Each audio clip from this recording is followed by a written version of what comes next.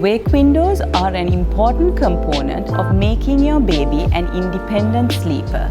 Wake windows are the amount of time that your baby can stay awake without feeling overtired, and this changes with age. The reason why we request you to stick to wake windows is because it helps to build enough sleep pressure for your baby and also balance out the day and night sleep.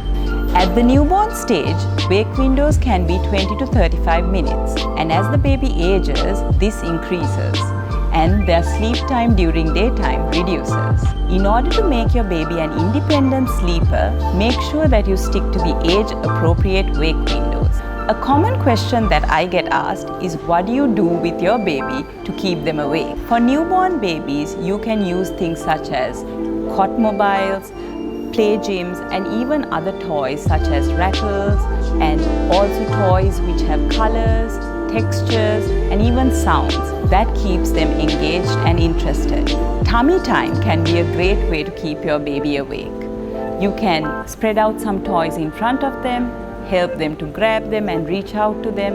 And if you have very young babies who are about 2 to 3 months old, you can keep them on your lap and use your palm to offer them toys so that they can use their fingers to explore these toys.